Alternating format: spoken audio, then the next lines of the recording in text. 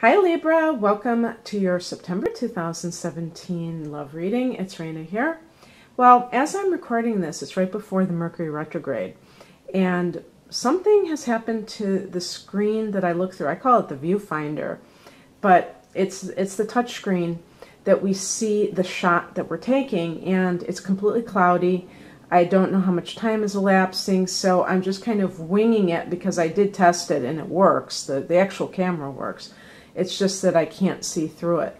So I am ordering another camera, but hopefully I won't seem too distracted as I do this reading, because it is kind of strange to be doing it without that viewfinder. But the other thing I wanted to say is I have a new series of love readings on Vimeo that initially I tried to put up last month and didn't work out, but now they're going to be up, and it's called Ready for Love, and it's for each sign, and it's kind of like a combination predictive and instructive. Predictions, I think, are fun to contemplate, but we never know the truth of what is going to happen in our lives for sure, 100%.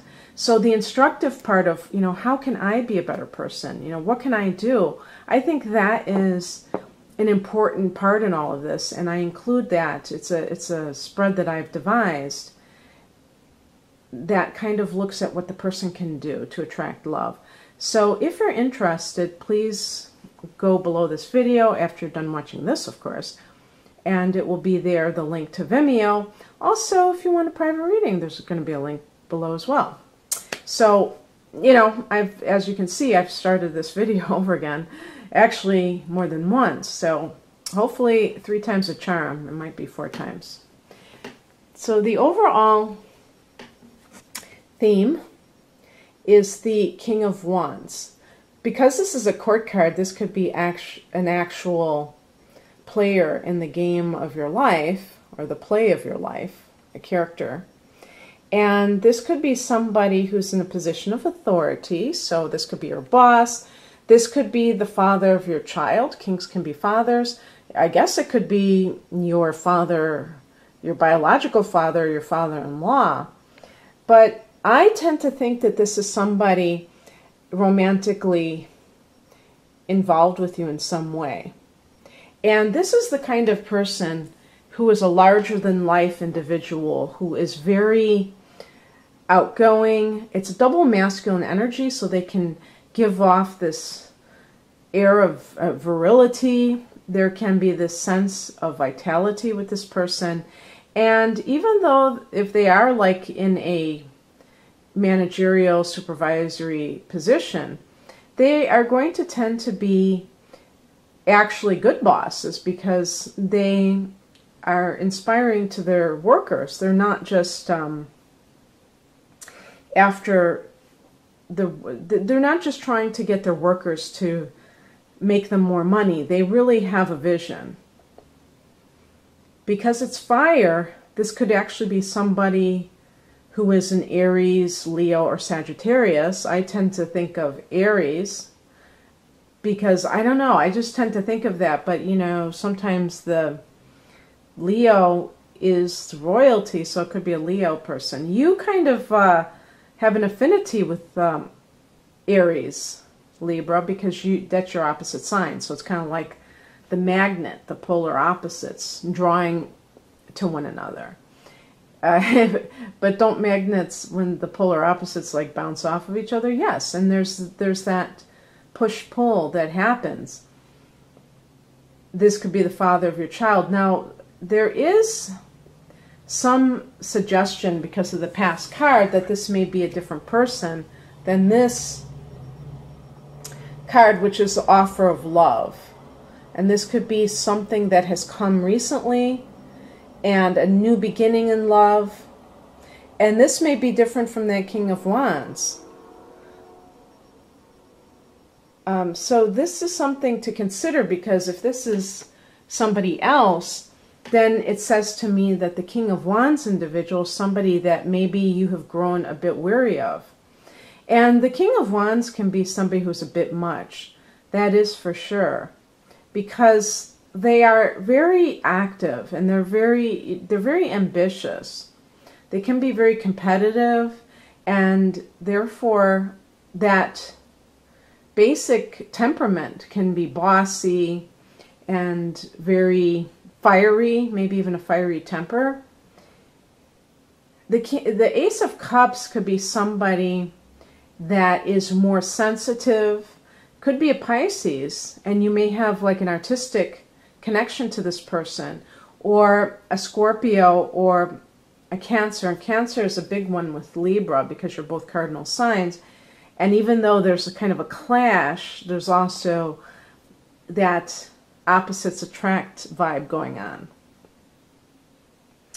But how you are right now is represented by the Nine of Pentacles. This is kind of like a solitary energy. Now, Pentacles are indicating the practical matters. So you may be thinking, I can do fine all by myself. I don't need this person to support me. I'm self-supporting. So what am I having this person in my life? Is this person really enhancing my life? And if you are sharing a child together, you may think, I can even support my child by myself. With the Pentacles, we're looking at monetary matters. You're really thinking about things in a very practical way, combined with the fact that it's, I'm thinking in terms of Pentacles along with the 9, the number 9, which is kind of a solitary number. So it could be that you are retreating from the King of Wands in some way and feeling like he is overbearing. And the higher message is the Four of Cups. So this could show that you are souring on this relationship, and you see that there's a cup coming from the clouds. This is to indicate that you have love being offered you, but you're not having it. This could indicate that you have grown bored, possibly with this person. Now, this person may be narcissistic, and it doesn't even have to be the excessive variety where they're just toxically that way. It could simply be that this person is very self-absorbed, into themselves, and maybe they're just so busy with their own career that they really don't like sit there and think about what your needs are. And that could be getting old for you because you may feel like you're kind of an afterthought. The other thing too is, and this is important, that if that Ace of Cups is a new person that's coming into your life, you may not be responding well to this person either, because you may be feeling like you can't trust their love. And the thing that I would say about that, Libra, is that that's on you, because I think people who are like this really have their own issues to work out. So it's not a matter of it being the other person's fault. I think that you would have to acknowledge that you have things that you need to change with your own mindset. And maybe, you know, you're the type of person who always runs after the very person who kind of is standoffish and doesn't provide that sense of accepting you for who you are. So it's not just like a clear-cut situation here. What crosses you is the Hermit card. So you may be making the mistake of not listening to wisdom, of kind of being oblivious to what is going on, and this can lead you to make not so good choices. The Hermit is about going within. It's not about calling up 3 of your friends and asking them their opinion of your situation. I could totally see a Libra person asking this person, asking that person, what do you think I should do? Do you think that he really loves me? And the thing about it is that the more that you stop asking other people what they think about your life, the better off you'll be. Because you have to have a very strong sense of self. There's no way around it. It doesn't matter what Sally thinks about it, or John. It doesn't matter, because they're not living your life, they haven't had your experiences, and they have their own conditioning. You know, I'm always like baffled when people say, do you think that this, do you like this dress? Do you like this color on me, or what have you? And it's like, do you like that color on you? Where is your own mind? And the same thing applies to this. Where are your opinions about your life? You cannot possibly be that much of a blank slate that you hold no opinions on your situation. So the way that you go about doing that is spending more time alone. I think that's such an important thing, of being able to cultivate a sense of your own opinions, your own likes, dislikes, and when you're not around other people, it makes it way easier to do this. Because naturally, as human beings, we're influenced by other people. It's not that you're all that different, but you're very social, so being alone may not be something that you like to do in the first place. And if not, you should cultivate that part of your life, and I think you'll see things improve immediately in all areas of your life. Okay, so what's coming up for you? Another 9. 9 of Cups, really great card. This is the card of wish fulfillment, emotional satisfaction, right below that Ace of Cups. So what happens here? What do you decide to do? If you have somebody, like, let's say you are living with a partner and sharing a child together, you may not be jumping into a new relationship. Perhaps that person works with you, that Ace of Cups person. I don't know.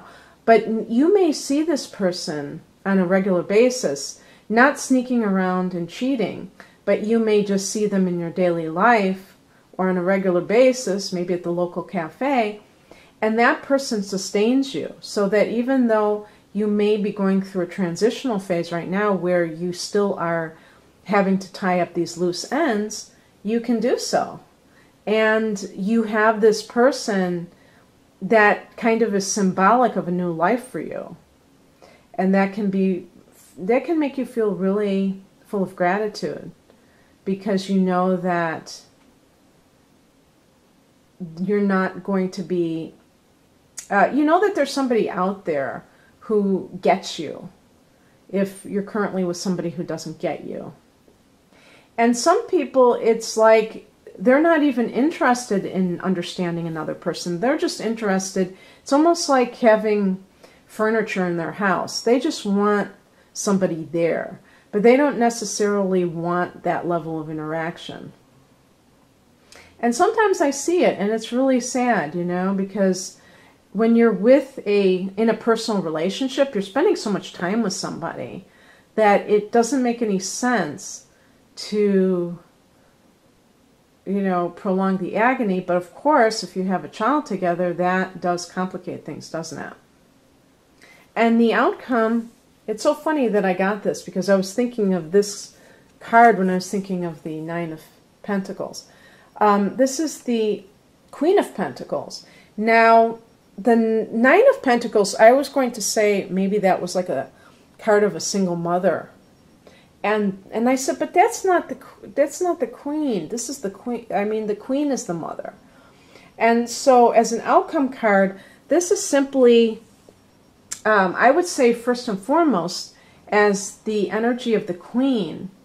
This is a double feminine energy, but there is this sense of self-empowerment. Anytime I see kings or queens, I think of somebody who is taking charge of their own life. And as I said, queens are mothers, so you may be making decisions based on the fact that you have a child. And you're like, you know what, this is best for my child. My child doesn't need to see this negativity. My child doesn't need to deal with the undercurrents of dissatisfaction that are in this household. And I'm going to do something about it and feel this sense of peace because you know you're doing the right thing. So that could be one thing. But in any case, I think that there's a receptive quality too. It's a double feminine energy. So it's not like you're necessarily being active. You may be spending more time at home, in nature, and just being contemplative. That the queen can represent, I think, intuitive activities. And it can be just you, if you're spending more time with your child, if you have a child at home, and maybe biding your time, looking for the right time to get on with your life. You're a couple of months before your solar return and your new moon in October, so you may be just thinking that right now you have, like, maybe you're planning, you're lying in wait for the perfect opportunity to do certain things, but there's a sense of peace. So it's not like it's bad at all. So, boy, very interesting set of circumstances. I hope that some of this resonated with you guys, and good luck to you in September. Bye.